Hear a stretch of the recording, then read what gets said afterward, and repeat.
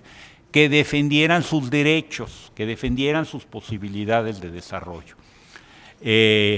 Creo yo también que tenemos que seguir en esa idea de la sociedad abierta, en esa idea de la aldea global, y que mucho de lo que hemos visto que ha pasado en estos días con el tema migratorio, pues nos deja también en entredicho esas adecuaciones que se tienen que dar en el mundo y que se tienen que dar en México en este momento.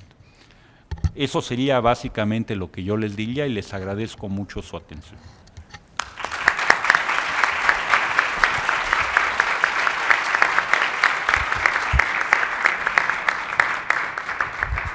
Muchas gracias, embajador, por esta muy interesante, valiosa crónica, con muchos detalles que yo creo nadie puede haber conocido de no haber sido en voz del propio protagonista. Gracias por la contribución que en su momento hiciste y el servicio exterior también por tu persona. Gracias también por recordarnos la parte humana de la migración, recordarnos la vulnerabilidad, la fragilidad del migrante, y que por favor lo último que hagamos es criminalizar a la migración. Creo que eso lo tenemos que tener muy grabado todos los días. Lo último que podemos hacer con los migrantes es criminalizarlos. Y desde luego también gracias por recordar el rol protagónico que jugó la comunidad mexicana en los Estados Unidos y de manera señalada la comunidad en Los Ángeles y Chicago, que fueron los protagonistas del proceso del otro lado de la frontera. Y si tengo que decir pues algún nombre, desde luego tengo que mencionar a Raúl Izaguirre, que en muchos sentidos fue un personaje esencial en este puente que no existía de comunicación entre las comunidades de mexicoamericanos, no solo los mexicanos, de mexicoamericanos y el gobierno de México. Y también gracias por recordar a Beatriz Paredes, que la omití al inicio y que fue ahora senadora de la República, que fue una persona esencial en todo este proceso de reforma. Pasamos a nuestro tercer ponente, Rodrigo Aguilar Benignos, que es maestro en Política Económica Internacional por la London School of Economics and Political Sciences y licenciado en Comercio Internacional por el Tecnológico de Monterrey. Acreedor de la beca del Centro de Estudios Mexicanos otorgada por la Universidad de Oxford, Inglaterra en el 2003, e investigador asistente en el Freeman Spogli Institute for International Studies de la Universidad de Stanford, Estados Unidos, 2004. Es consultor del Sistema de las Naciones Unidas y ponente en diversos foros nacionales e internacionales sobre políticas públicas globales, desarrollo internacional y relación México-Estados Unidos. Rodrigo Aguilar es reconocido como analista internacional y por generar proyectos estratégicos relevantes para el acercamiento de gobiernos y empresas de distintos países, particularmente con América Latina. Desde hace 12 años radica en Washington, D.C., donde es socio director del William Consulting, firma de consultoría enfocada en proveer a sus clientes con una orientación analítica, asesoramiento estratégico en políticas públicas globales, vinculación con gobiernos latinoamericanos, diseño de planeación estratégica de múltiples operaciones e inversiones en México, los Estados Unidos y Europa, así como organizar planes estratégicos en gobiernos nacionales y subnacionales para llevar a cabo acciones internacionales. Sus clientes gubernamentales provienen de países como Arabia Saudita, Argentina, Alemania, Brasil, Canadá, Colombia, Estados Unidos, Italia, Israel, México, la República Islámica de Irán, Japón y República Popular de China. Te escuchamos con mucho interés, Rodrigo.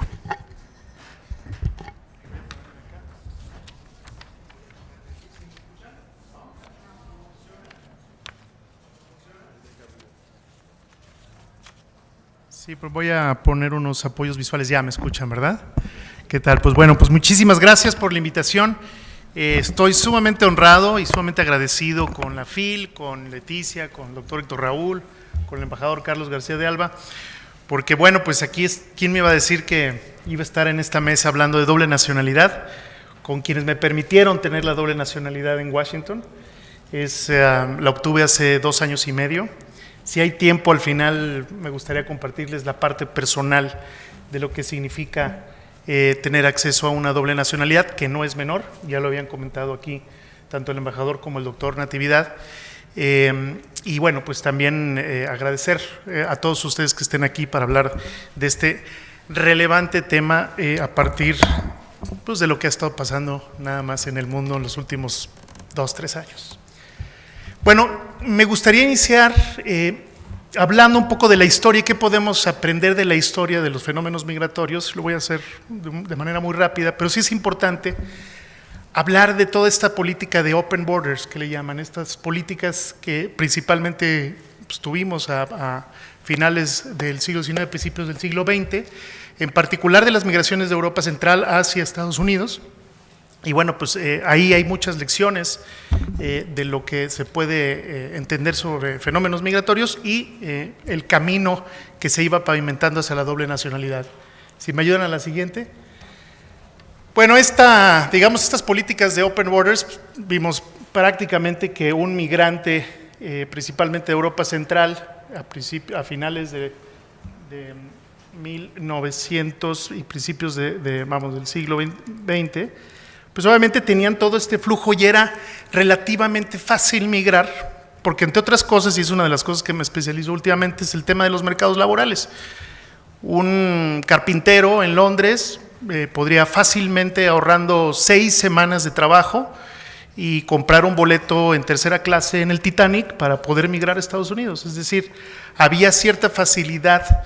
Y obviamente los sueldos en lo que consideraban el Nuevo Mundo pues eran 2-3 veces más, y el mercado laboral lo permitía hasta, lo vamos a ver, pues la Gran Depresión. Es decir, estas políticas de open borders inicialmente pues recibieron, y también estos migrantes se asimilaron con relativa facilidad hasta que empezaron, digamos, hasta 1921, 1929 y 1931, por supuesto, ya con la Gran Depresión, pues mucho más complicado la asimilación de estos migrantes, principalmente de Europa Central hacia Estados Unidos. Entonces, tenemos que el bajo costo de la migración permitía, principalmente en Europa, ir hacia el Nuevo Mundo. Fue prácticamente un magneto para estos migrantes y el ajuste hasta 1920 era relativamente sencillo. Ahora, sí hay muchos cuestionamientos en la literatura sobre la durabilidad, digamos, de los ingresos que estos migrantes tuvieron después de la Gran Depresión, pero otra vez, ya se mencionó aquí, los shocks económicos pues sí generan otro tipo de realidad. Me parece que es parte del contexto internacional que estamos viviendo a partir de la crisis del 2008, y bueno, pues obviamente los nacionalismos exacerbados que ya hemos comentado aquí, que vamos a comentar un poquito más adelante. La que sigue, por favor. Estos, digamos, ya los flujos migratorios, pues desde 2015, estos son estos flujos que estamos viendo. Pues inicialmente pues tenemos obviamente aquí, estamos nosotros, obviamente hay una fuerte migración de Asia y Asia Central hacia los Estados Unidos, y pues en las regiones de África y Oriente Medio, pues obviamente tenemos toda esta migración. La que sigue, vamos a verlo un poquito más a detalle. Tenemos estas rutas migratorias. ¿Por qué estoy diciendo y por qué estoy poniendo estos mapas? Es relevante porque a final de cuentas los fenómenos migratorios se dan en todo el mundo. Entonces hay veces que hay que salir un poco del fenómeno migratorio en nuestra región para ver que este es precisamente un fenómeno y es un ejercicio de la libertad del individuo de migrar. Entonces, salirnos un poco del tema de que aquí en México, Estados Unidos o América o Centroamérica es importante. Porque mientras en Europa se tienen crisis de refugiados y de migrantes de 1.6 millones de sirios, como fue hace 2 años, hay que dimensionar por una caravana de 7,000 personas, ¿no? Es decir, justo acabo de estar en Arabia Saudita, uno de los proyectos en los que estoy participando con el Reino actualmente es el tema de los mercados laborales. ¿Saben cuántos migrantes, cuántos expatriados deportó Arabia Saudita la semana pasada? 10,000. ¿Cuántos lleva? Bueno, estamos hablando de Arabia Saudita, ¿no? Ya vimos cómo se las gasta, ¿no? Pero ¿cuántos expatriados lleva deportado a Arabia Saudita el último año y medio? Casi 2 millones. Entonces, esto es importante para poner en perspectiva el tema de los fenómenos migratorios. La que sigue, por favor. Esta es la ruta del Mediterráneo. Pues obviamente tenemos la migración principalmente del centro mediterráneo hacia el Reino Unido, y obviamente por el tema aquí en Marruecos, y estos de Oriente Medio, pues obviamente principalmente por los conflictos violentos, ¿no? La que sigue, por favor. Las rutas del sureste asiático, que también son importantes, son numerosas, pues aquí están, ¿no? Y finalmente la que nos compete más, pues son estas rutas de Centroamérica y obviamente de México, rutas de migración interna y obviamente internacional, que principalmente vienen solamente desde Panamá hacia la parte de la frontera norte de Estados Unidos. Entonces, la que sigue, por favor. Aquí viene un poco la composición de hacia dónde están migrando la gente hoy en día. Pues bueno, Estados Unidos sigue siendo uno de los principales países de destino de migración, y obviamente aquí hay otros. Lo interesante aquí también ver es el porcentaje de esa gente, ¿no?, que está actualmente. Por ejemplo, en Emiratos Árabes tenemos, quizá no es tanto de destino, pero la composición de la migración sí es muy alta. Aquí tenemos, por ejemplo, Arabia Saudita también y algunos otros ejemplos. Entonces, Estados Unidos sigue siendo uno de los principales países de destino de la migración y es importante tenerlo muy en cuenta. Sigue siendo un mercado, una potencia económica y tierra de oportunidades para muchas migraciones. Ahora, yo creo que me quiero quedar un poquito en este tema del nuevo contexto internacional, que yo lo he comentado en varios foros, ya también lo habló aquí el doctor Natividad y el embajador, sobre el tema de las sociedades cerradas. Yo he discutido en varios foros que sin duda desde quizá 1850, desde las guerras napoleónicas,